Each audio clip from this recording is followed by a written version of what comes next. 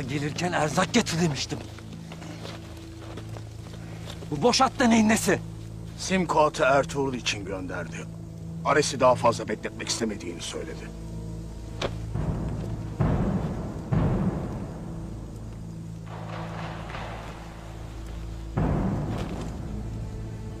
Demek Ertuğrul için yaptığım hizmetlerin karşılığını alma vakti geldi.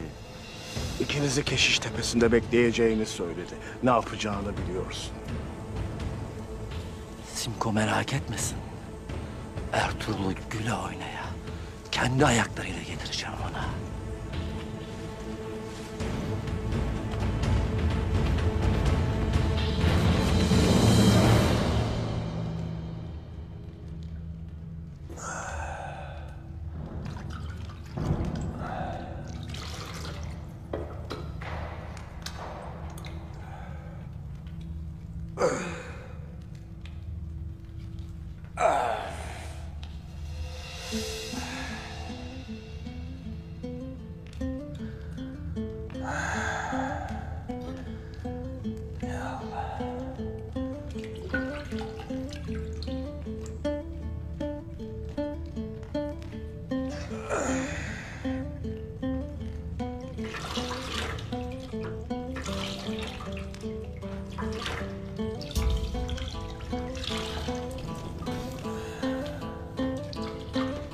Ertuğrul Bey, sana ayağa kalkma demiştim.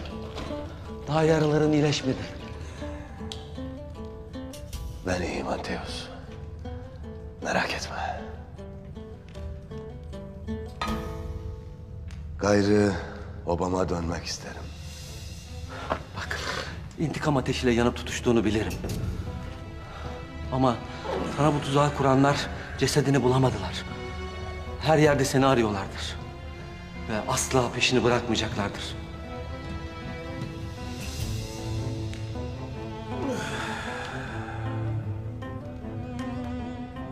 Ölümden ötesi yok Anteos. Benim için yaptıklarını ömrüm boyunca unutmayacağım.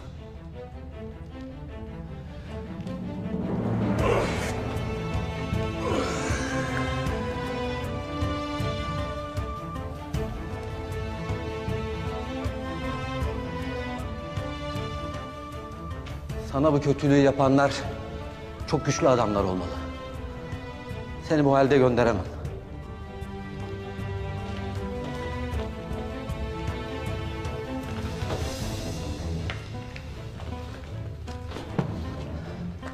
Bak, sana köyden kıyafetler getirdim.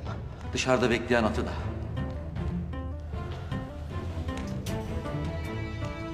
Yolumuz uzun. Ben de seninle geleceğim.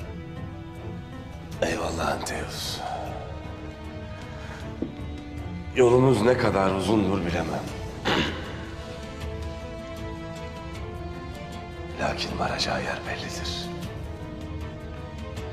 O soysuzlarla aramızdaki hesap kesilecek.